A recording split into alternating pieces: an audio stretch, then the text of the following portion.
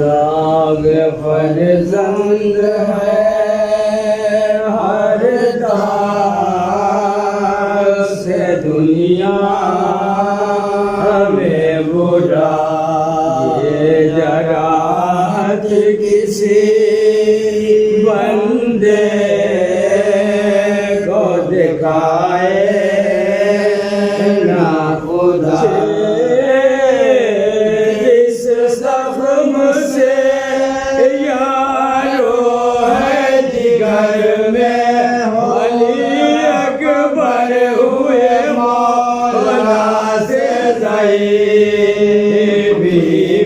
خدا علی اکبر ہوئے کالا تھا اس لیے پیر کے عصا ہوئے یا کہ مر جائے میرے علاج پہ ہم روئیں گے داغ فرزند ہے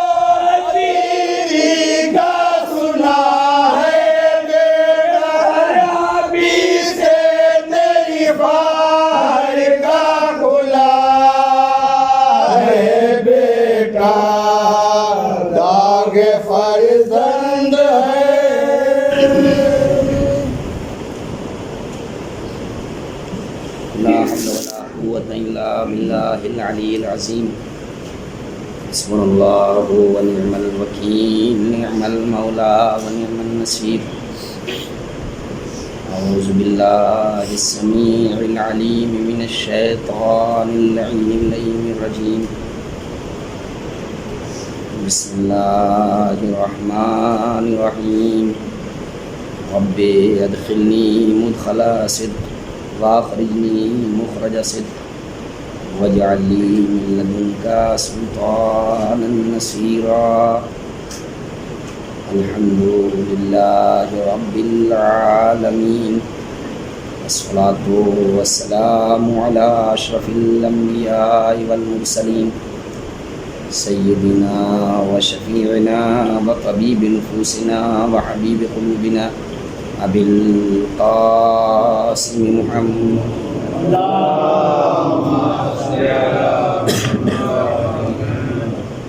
وعلى أهل بيته الطيبين الطاهرين المعصومين المظلومين المنتخبين المنتجبين ولعنة الله على أعدائهم وغاصبي حقوقهم ومنكري فضائلهم ومصائبهم أجمعين من الآن إلى قيام يوم الدين آمين يا رب العالمين أما بعد فقد قال الله تبارك وتعالى تعليما لنا في القرآن المجيد وهو أصدق الصادقين وقوله الحق بسم اللہ الرحمن الرحیم اهدنا الصراط المستقیم صلوات بجے محمد.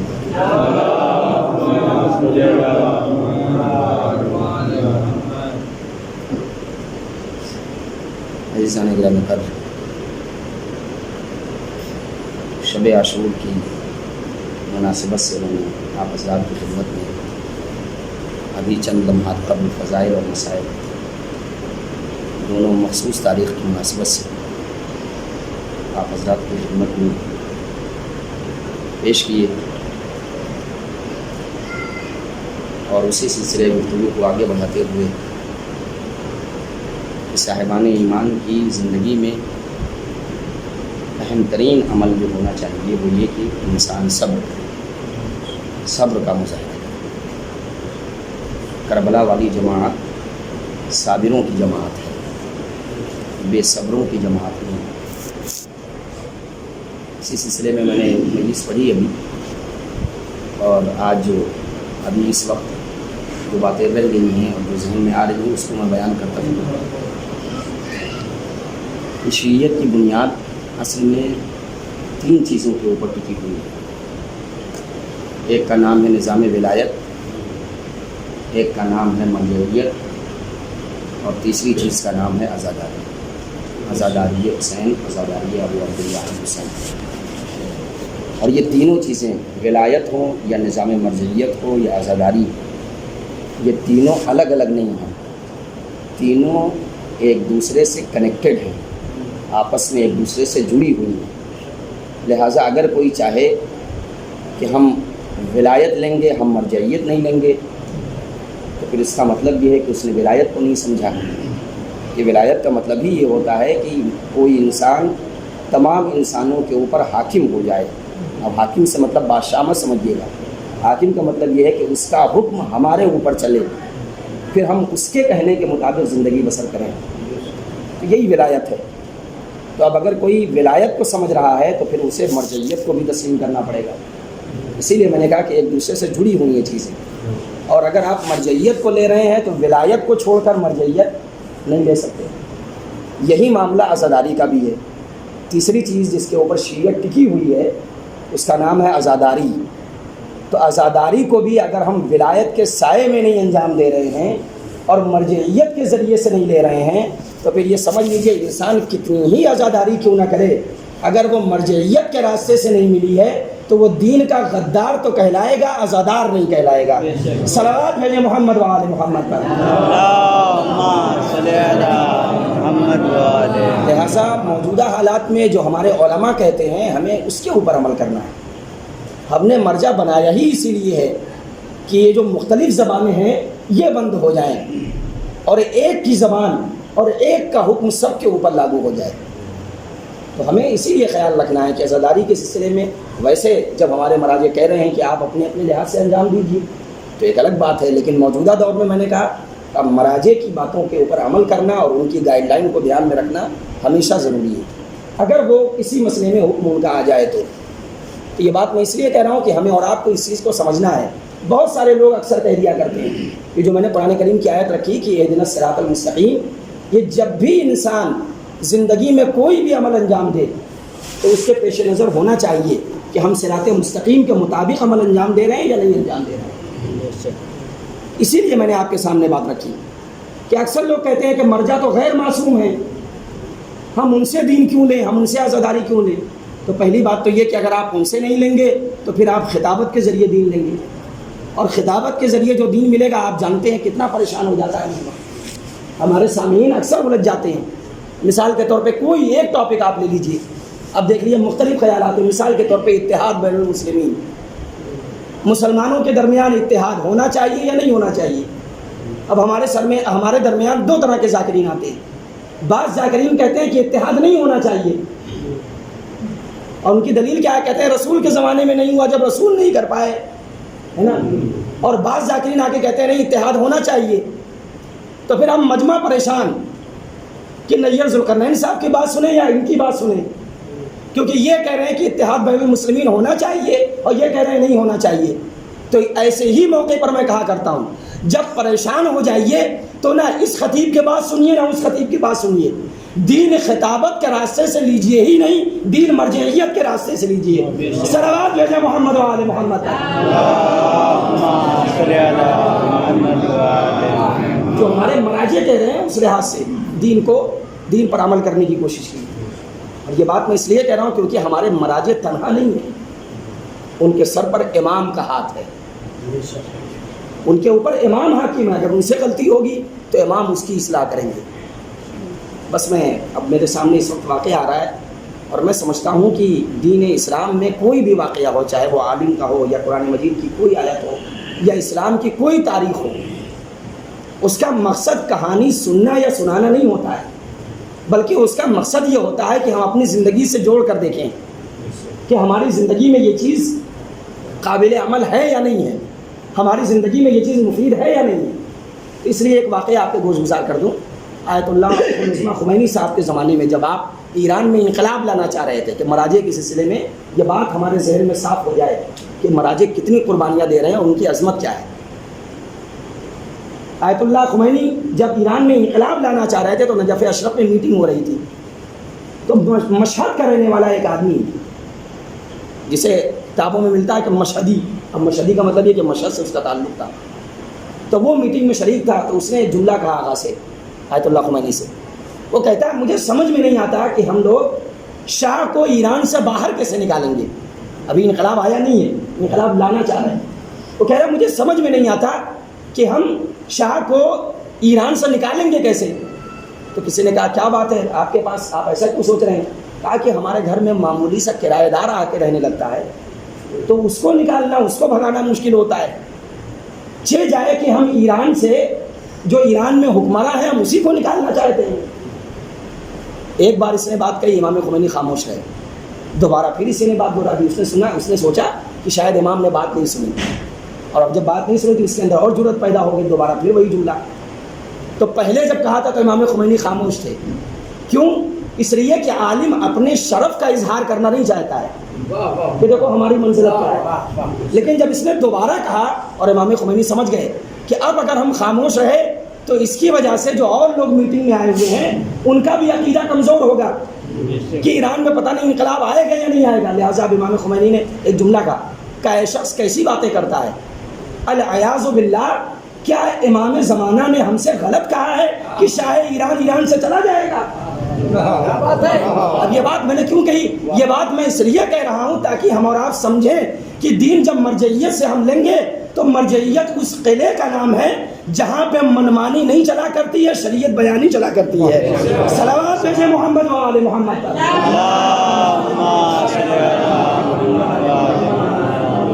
یہاں پہ شریعت بیانی چلتی ہے, لہٰذا مراجع تنہا نہیں ہے. یہ پورا واقعہ ہمیں اور آپ کو پکار کے کہہ رہا ہے کہ مرجعیت کو تم تنہا نہ سمجھنا. جس کے کان امام کے دہنے اقدس سے سب سے زیادہ قریب ہو انہیں مراجع کہا جاتا ہے. صلوات بھیجیں محمد و آل محمد. لہٰذا جو کہہ رہے ہیں اس وقت ہمارے مراجع, اس کے اعتبار سے ہمیں عزاداری کو انجام دینا ہے.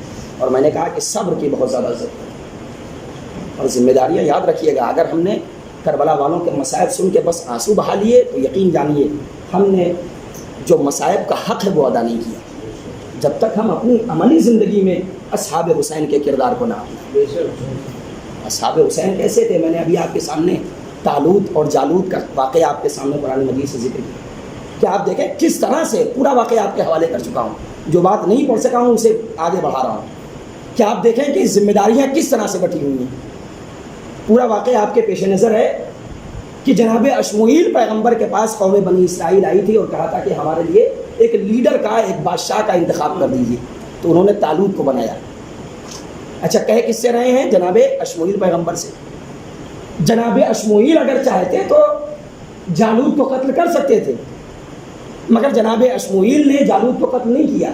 قرآن مجید جب آپ پڑھیں گے جناب اشمعیل نے کیا کیا, کہا ان کے لیے ایک لیڈر معین کر دیا. کہا اللہ کا حکم ہے تمہارے لیے طالوت کو بادشاہ بنا دیا گیا, وہی تمہارے لیڈر ہے. اچھا جب میں نے یہاں تک پڑھا اور پورا واقعہ جو آپ کے گوش گزار کیا, ابھی گزشتہ مجلس میں ابھی جو گزری ہے چند لمحات قبل. تو میں نے سوچا کہ اب اشمعیل پیغمبر تو گئے نہیں, طالوت کو لیڈر بنا دیا گیا ہے, تو اب طالوت لیڈر ہے تو کچھ نہ کچھ مرتبہ ہے, تبھی انہیں لیڈر بنایا گیا. تو شاید طالوت جا کر جالوت کو مار ڈالیں, جالوت کا قتل کریں. مگر بڑی عجیب بات ہے, قرآن مجید کہتا ہے کہ طالوت نے جالوت کو نہیں مارا ہے. طالوت لیڈر ہیں, سربراہ ہیں, مگر جالوت کو قتل کرنے والے جناب داؤد ہیں. وَقَتَلَ دَاوُودُ جَالُوتَ, جناب داؤد نے جالوت کو قتل کیا. یہ پورا واقعہ, یہ جو میں 2-3 جملے میں نے سرچ کیے, مقصد کیا ہے؟ اشمعیل پیغمبر لیڈر بنا رہے ہیں, پھر طالوت جو لیڈر بنائے گئے وہ بھی نہیں قتل کر رہے ہیں, داؤد قتل کر رہے ہیں. یہ بات کیا ہے؟ کہا بات یہ ہے مومنین کے سامنے پیغام یہ دینا ہے کہ جب کاموں کو آپس میں بانٹ لیا جاتا ہے تو کام آسان بھی ہو جاتا ہے اور خوشگوار بھی ہو جاتا ہے. صلوات بھیجے محمد و آل محمد. یہ کام ذمہ داریاں بتی ہوئی ہیں. ایسا نہیں ہے کہ ہم کسی ایک آدمی کے اوپر ذمہ داری ڈال دیں. عزاداری ہم سب کو مل جل کر انجام دینا. تمنائے فاطمہ کا نام عزاداری, لہٰذا بیوی کی مرضی کے خلاف ہماری عزاداری نہیں. اصحاب حسین کا کردار ہمارے پیش نظر رہنا چاہیے. ان کا کردار کیسا تھا؟ وہ حالات سے بخوبی واقف تھے اور حالات کی نزاکت کو سمجھتے تھے. کس موقع پر کیا انجام دینا ہے, کیا عمل انجام دینا ہے, بخوبی سمجھتے تھے. ادھر تیر بارانی ہوئی, پہلا حملہ جو کربلا میں روز عاشور ہوا, اصحاب و انصار حسینی, اس سے پہلے کہیں آپ کو نہیں ملے گا کہ کوئی چلا گیا ہو خود سے جا کے میدان قتال میں جا کے حملہ کرنے لگا. نہیں, اگر کسی نے جانا بھی چاہا تو آقا سے اجازت لے رہا ہے, آقا مجھے میدان میں جانے کی اجازت دیجیے, آقا دشمن ہماری ضد پہ ہے, آپ اجازت دیجیے, ابھی ہم تیر رہا کریں اور دشمن کو واصل جہنم کریں. حسین نے کہا ہم جنگ کی ابتدا نہیں کر سکتے, بس لیجیے. ادھر تیر بارانی ہوئی, ادھر اصحاب و انصار نے اپنی ذمہ داریوں کو محسوس کیا. سب نے ایک دوسرے کو آواز دی, آؤ اکٹھا ہو جاؤ, جس وقت کا انتظار تھا وہ وقت آ گیا. تو کیا ہے, اصحاب و انصار سمجھ رہے ہیں کہ ہماری ذمہ داری اس موقع پر کیا ہے.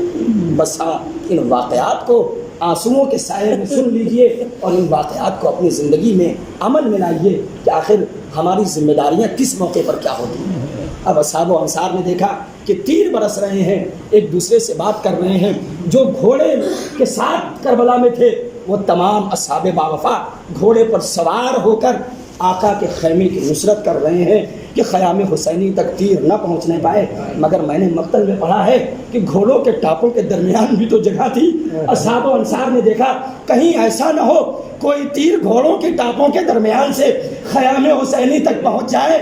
لہٰذا جن کے پاس گھوڑے نہیں تھے وہ گھوڑوں کی ٹاپوں کے پاس گھٹنے کو ٹیک کر بیٹھ گئے کہ ایک تیر بھی خیام حسینی تک نہ جائے. یہ اپنی اپنی ذمہ داریوں کو محسوس کر رہے ہیں کہ ہمیں کیا ذمہ داری کس موقع پر انجام دینی ہے. نماز ظہر کا وقت آیا. اب میں اس کے بعد مجھے مجلس پڑھنا نہیں ہے, بس چند جملے سن لیجئے. مصائب کے سلسلے میں شب عاشور کے حوالے سے بھی آخر میں چند جملے رکھوں گا کہ آپ دیکھیں کہ روز عاشور ذمہ داریاں کیا ہیں. نماز ظہر کا وقت آیا, ایک صحابی آگے بڑھا, ابو سمامہ سیداوی, مولا نماز ظہر کا اول وقت. یہ بتا رہے ہیں کہ دیکھو ہمیں ذمہ داریوں کا احساس ہے. حسین کا صحابی نماز کو مصیبت کے عالم میں بھی فراموش نہیں کرتا. وقت کا امام خاموش ہے, صحابی آواز دے رہا ہے, آقا نماز ظہر کا اول وقت ہے. حسین نے کہا اے ابو سمامہ ذکرت الصلاۃ, تم نے نماز کو یاد کرایا. جعلک اللہ من المصلین الذاکرین, اللہ تمہارا شمار نماز گزاروں میں کرے, نماز کو یاد دلانے والوں میں. یہ ہے ابو سمامہ سیداوی. اور ادھر حسین نماز پڑھنے کے لیے کھڑے ہوئے. کیوں؟ اس لیے کہ ابو سمامہ نے یہی جملہ کہا تھا, آقا زندگی کی آخری نماز آپ کی اقتداء میں پڑھنا چاہتا ہوں. یہ دیکھیے ذمہ داری ہے. بس ادھر ابو سمامہ اور اصحاب و انصار جو بچے تھے حسین کے پیچھے کھڑے ہو گئے. حسین آگے ہیں, نماز جماعت ہو رہی ہے, مگر ذمہ داری دیکھیے. کچھ صحابہ حسین کے پیچھے نماز پڑھ رہے ہیں. 2 صحابہ نے اپنی دوسری ذمہ داری کو محسوس کیا. آقا اب ہم آپ کے پیچھے نماز نہیں پڑھیں گے, آپ نماز پڑھائیے, ہم آپ کی نماز کی حفاظت کریں گے. یہ ذمہ داری ہے کہ کس موقع پر کسے کیا انجام دینا ہے۔ سعید و زہیر آگے کھڑے ہو کر جب تک حسین کی نماز مکمل نہ ہو گئی، سعید و زہیر زمین پر نہیں گرے، ادھر حسین کی نماز تمام ہوئی، سعید و زہیر زمین کربلا پر گرے۔ آقا ہم نے حق نصرت ادا کر دیا۔ بس لیجئے، یہ تھے حسین کے اصحاب باوفا جنہیں اپنی ذمہ داریوں کا احساس تھا، اور کیوں نہ احساس ہو، نماز سے محبت کیوں نہ ہو، نماز کا تحفظ کیوں نہ ہو۔ آپ جانتے ہیں عاشور کے دن حملہ نہیں ہوا تھا، 9 تاریخ کو عمر ابن سعد نے حملہ کر دیا تھا، مگر حسین نے اس حملے کو رکوایا۔ کس کو بھیج کے رکوایا؟ ابو الفضل العباس، جو حسین کی فوج میں سب سے بڑا بہادر تھا، جو حسین کے لشکر کا علمدار تھا، اسے حسین نے بھیجا۔ یہ کیوں بھیج رہے ہیں؟ حسین اس بات کا پیغام دے رہے ہیں کہ دیکھو ہمارے یہاں جو بہادر وہ نہیں ہوتا جو بغیر سوچے سمجھے میدان جنگ میں کود جائے، ہمارے یہاں بہادر اسے کہتے ہیں جو اپنے جذبات کو وقت کے امام کی اطاعت کرتا ہوا کنٹرول میں رکھے۔ یہ ہے عباس کا۔ عباس اگر شجاع کا نام ہے تو بے انتہا صبر کرنے والی شخصیت کا نام۔ اے بھیا، ہم ایک رات کی مہلت چاہتے ہیں۔ اے بھیا جا کر ان سے کہہ دو انی احب الصلاۃ والذکر اللہ، حسین نماز کو دوست رکھتا ہے، حسین اللہ کے ذکر کو اہمیت دیتا ہے۔ میں کہتا ہوں کہ حسین نے یہ جملہ عباس سے کہا تھا، اپنے لیے کہا تھا، اور عباس گئے اجازت لے کر آئے۔ شب عاشور حسین نے یہ رات جو مانگی ہے ذکر الہی میں بسر کرنے کے لیے، عبادت الہی میں بسر کرنے کے لیے مہلت حسین نے مانگی تھی، مگر مقتل میں جملہ ملتا ہے کہ خیام اصحاب حسینی کے خیام سے بھی عبادتوں کی اور تسبیح پروردگار کی آواز آ رہی تھی، ایسی آواز کا دبی نار جیسے شہد کی مکھی کے چھتوں سے ان کے بھنبھنانے کی آواز آتی ہے۔ حسین نے مہلت مانگی تھی، مگر یہ اصحاب و انصار ہیں، ہمارے آقا کی مرضی ہے، جو آقا کی مرضی وہی ہماری مرضی ہوگی۔ بس ہاں لیجئے، یہی شب عاشور ملتا ہے کہ حسین نصف شب کے بعد مقتل کی طرف جا رہے ہیں۔ بس آخری جملے مسائل کو ختم کر دوں شب عاشور کی مناسبت سے، حسین مقتل کی طرف جا رہے ہیں۔ ابھی چند قدم چلے تھے کہ حسین نے پیچھے سے کسی کے آنے کی آہٹ کو محسوس کیا، کسی کے آنے کی آہٹ کو محسوس کیا۔ اب جو پیچھے مڑ کے دیکھا تو کیا دیکھا؟ کوئی اور نہیں، صحابی ہلال ابن نافع ہے، پیچھے پیچھے چلا آ رہا ہے۔ حسین نے کہا ہے ہلال یہ ہمارے پیچھے پیچھے کیوں آ رہے ہو؟ ہلال نے دیکھا، ہاتھ جوڑ دیے، آقا بہت معذرت چاہتا ہوں، میں خاموشی سے آپ کے پیچھے آنا چاہ رہا تھا، میں نے آپ سے بتایا اس لیے نہیں کیونکہ میں سمجھ رہا تھا کہ اگر میں آپ کے پیچھے پیچھے آؤں گا، آپ سے بتا کے آؤں گا تو کہیں ایسا نہ ہو آپ مجھے روک دیں، بس اسی لیے میں نے آپ کو بتایا نہیں۔ آقا میں نے آپ کو مقتل میں جاتا ہوا دیکھا، میں نے سوچا کہیں دشمن آپ کے اوپر حملہ نہ کر دے۔ آقا مجھ سے نہیں ہو سکتا، ہماری زندگی میں آپ کی جان کے اوپر آنچ آ جائے۔ ہلال ابن نافع، یہ نصرت کا جذبہ ہے حسین کے چاہنے والوں کے درمیان۔ بس ایک مرتبہ ہلال اب جب سب پیچھے پیچھے آ ہی رہے تھے، امام نے کہا ہلال اب جب آ ہی گئے ہو تو ہمارے ساتھ چلو۔ علامہ غلام عسکری صاحب اپنی مجلسوں میں اس جملے کو کہا کرتے تھے کہ پہچانے اصحاب حسین کا کردار کتنا عظیم تھا کہ حسین کے ہاتھ کو لینے کے لیے یزید نے کیا کیا جتن نہیں کیے۔ ساری مصیبتیں حسین کے اوپر ڈھا دی گئیں، مظالم کے پہاڑ توڑ دیے گئے، مگر یزید کے ہاتھ میں حسین نے ہاتھ نہیں دیا۔ مگر اصحاب و انصار کتنے با کردار تھے کہ جس ہاتھ کو یزید نہیں لے سکا اسی ہاتھ کو حسین نے شب عاشور ہلال کو اپنے قریب کر کے آسانی سے اپنا ہاتھ ہلال کیا۔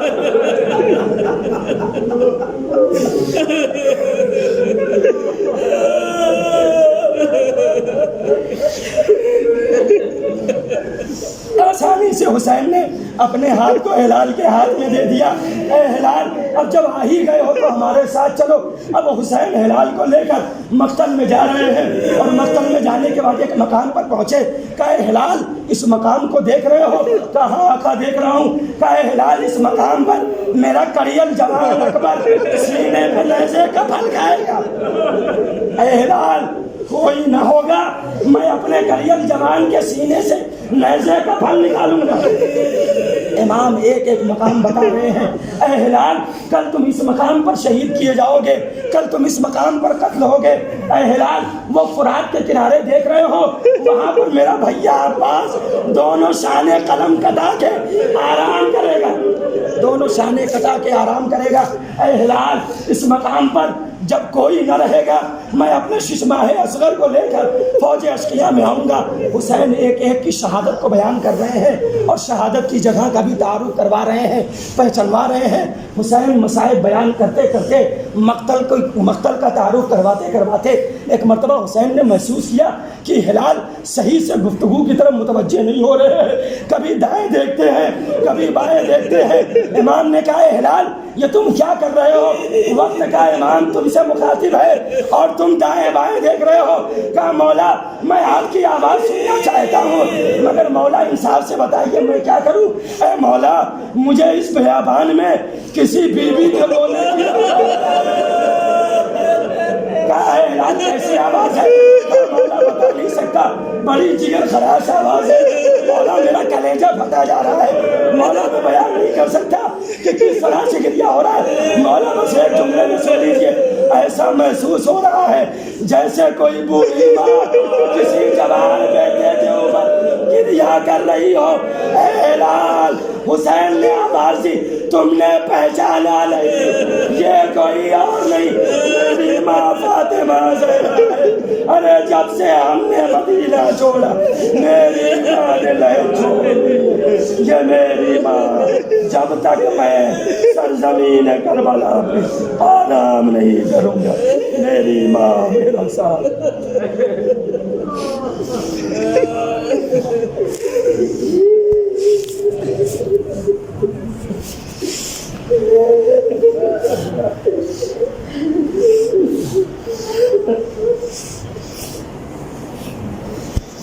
شب عاشور ڈھلتی جا رہی ہے، شب عاشور ڈھلتی جا رہی ہے، علی کی لاڈلی گھبرا رہی ہے، شب نماز فرمائے مومن جا جا کے تشریف فرمائے تصور شہر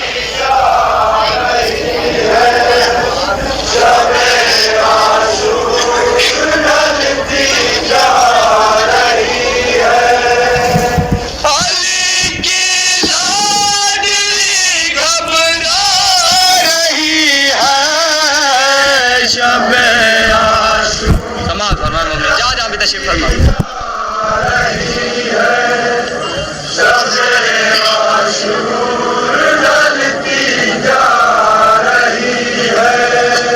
شب عاشور ڈھلتی جا رہی ہے، شب سماعت فرمائے مومن جا جا بھی تشریف فرمائے۔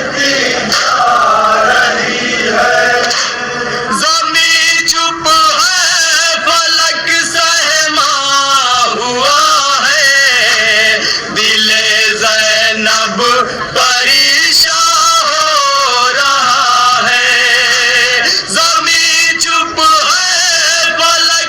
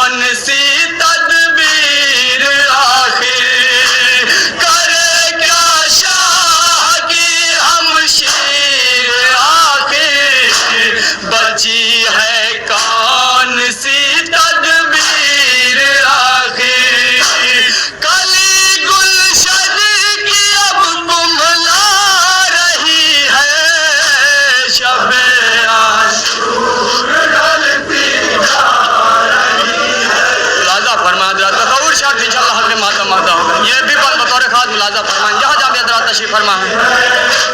अली की लाडली घबरा रही है,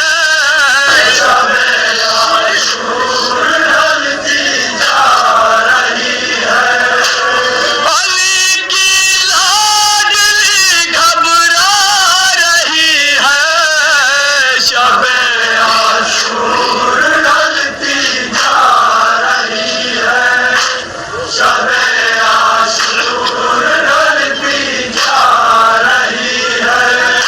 खामोशी दाश्त में छाई हुई है, सकीना आज घबराई हुई है, खामोशी दाश्त में छाई हुई है, सकीना आज घबराई हुई है, सदाए अल-अतश बस आ रही है, शबे आशूर ढलती जा रही है, शबे आशूर ढलती जा रही है।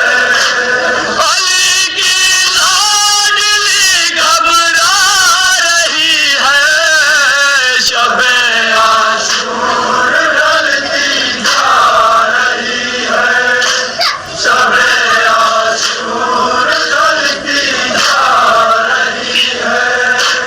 कभी सोती हसीने पर सकीना, कभी रोती है घुट घुट कर सकीना, कभी सोती हसीने पर सकीना, कभी रोती है घुट घुट कर सकीना, कभी बाबा से कुछ बतला रही है, शबे आशूर ढलती जा रही है।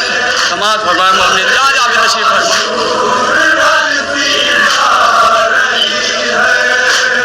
अली की लाडली घबरा रही है, शबे आशूर ढलती जा रही है, शबे आशूर ढलती जा रही है।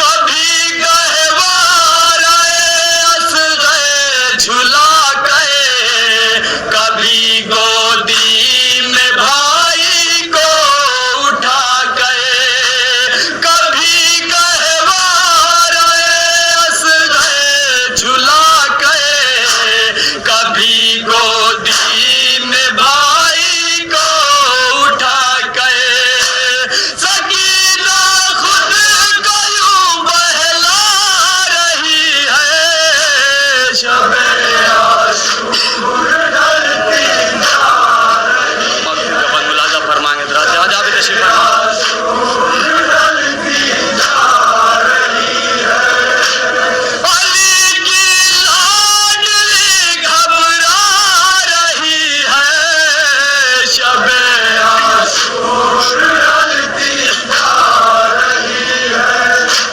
शबे आशूर ढलती जा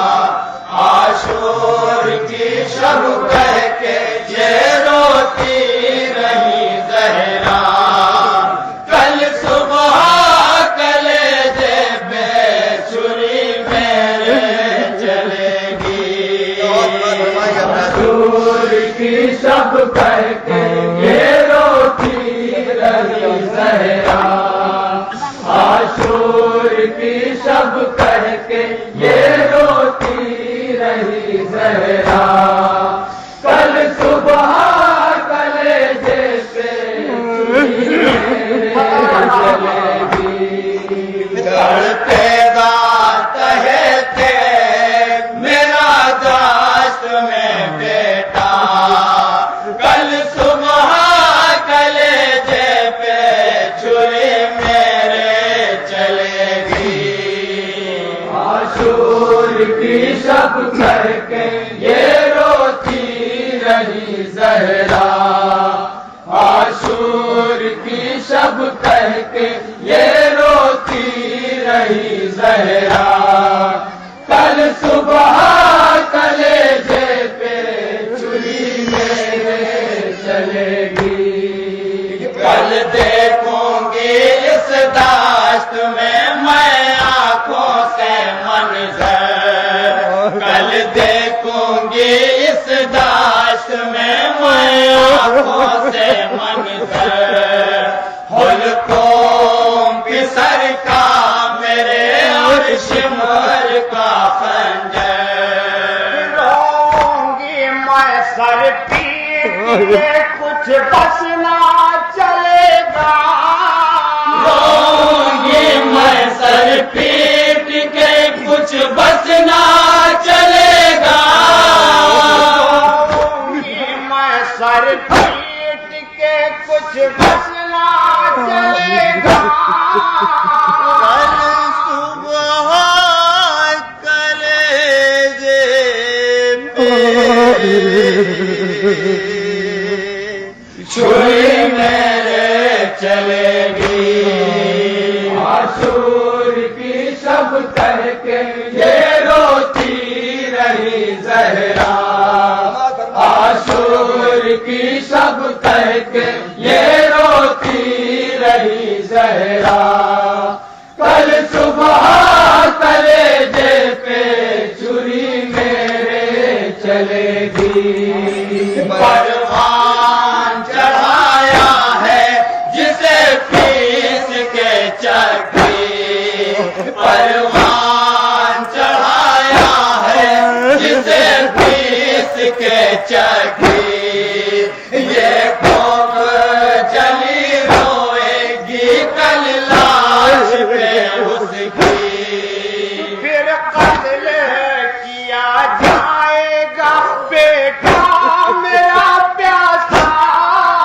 پھر قتل کیا جائے گا بیٹا میرا پیاسا، قتل کیا جائے گا بیٹا میرا پیاسا، کل صبح کلیجے پہ چھری میرے چلے گی، عاشور کی شب کہہ کے یہ روتی رہی زہرا، عاشور کی شب کہہ کے یہ روتی رہی زہرا، کل صبح کلیجے پہ چھری میرے چلے گی، جس کے لیے خالق سے شب عید دعا کی، جس کے لیے خالق سے شب عید دعا کی، اللہ نے جبریل سے پوشاک تھی بھیجی، ہوگا وہی اس داشت میں محتاج کفن کا، ہوگا وہی اس داشت میں محتاج کفن کا، ہوگا وہی اس داشت میں محتاج کفن کا، کل صبح کلیجے پہ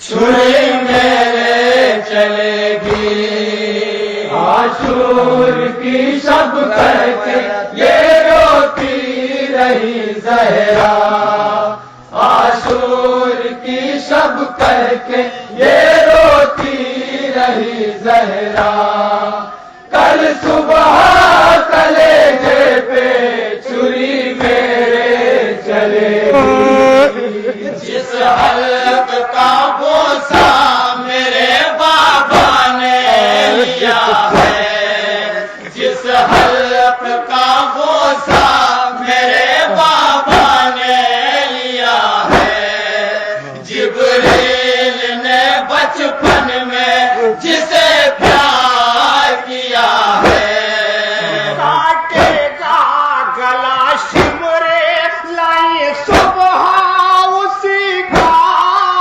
کاٹے گا گلا شمرے لئی صبح اسی کا، کاٹے گا گلا شمرے لائی صبح اسی کا، کل صبح کلیجے پہ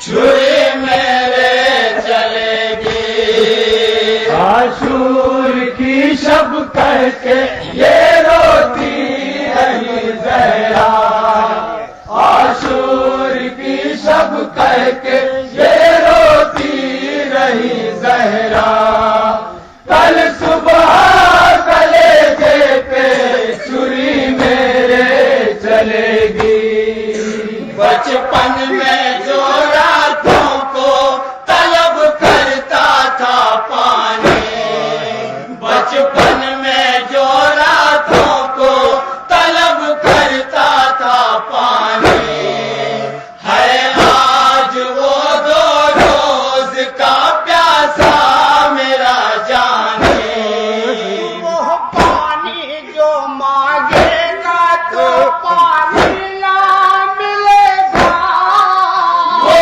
پانی جو مانگے گا تو پانی نہ ملے گا، پانی جو مانگے گا تو پانی نہ ملے گا، کل صبح کلیجے پہ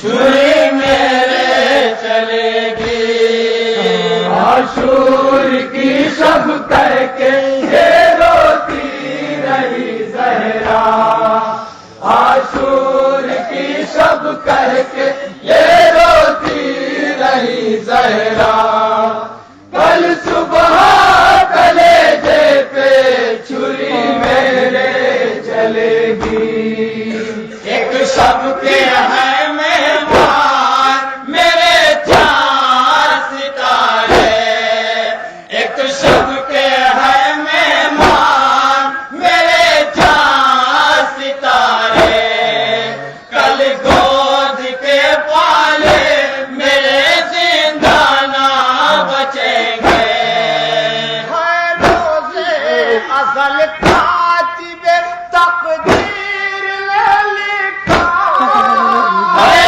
روزے ازل کاتب تقدیر نے لکھا، ہے روزے ازل کاتب تقدیر نے لکھا، کل صبح کلیجے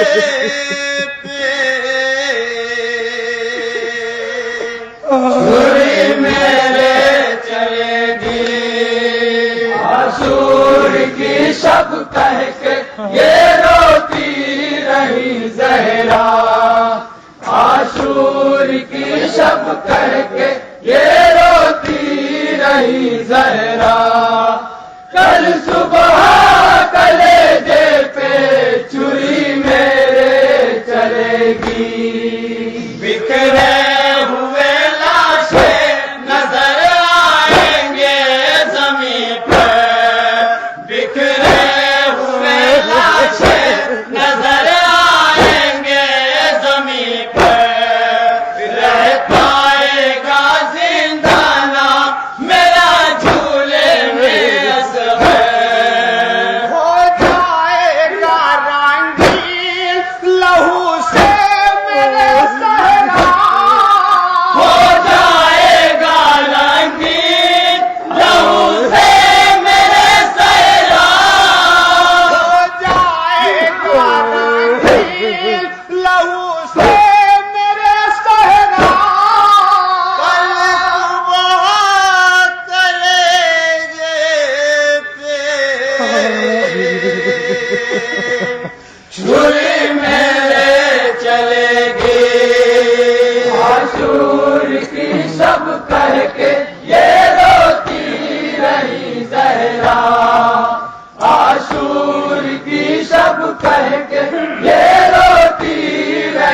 زہرا کل صبح کلیجے پہ چھری میرے چلے گی لشکر کے علمدار کا کل بازو کٹے گا لشکر کے علمدار کا کل بازو کٹے گا اور گرزے گرا سر پہ دلاور کے لگے گا وہ شیر میرا تڑپے گا زخمی لبے دریا وہ شیر میرا تڑپے گا زخمی لبے دریا وہ شیر میرا تڑپے گا زخمی لبے دریا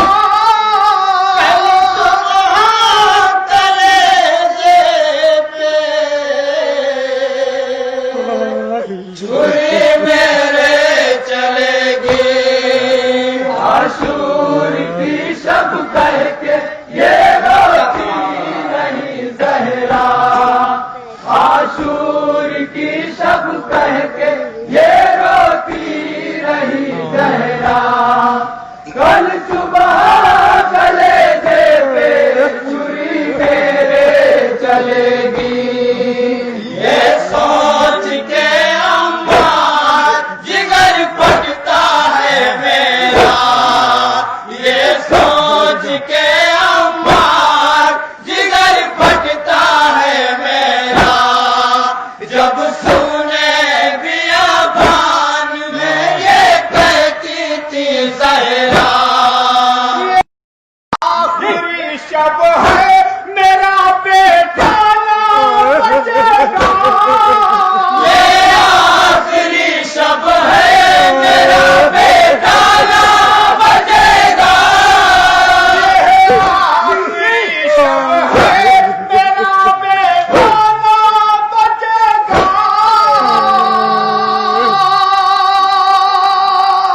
کل صبح کلیجے پہ چھری میرے چلے گی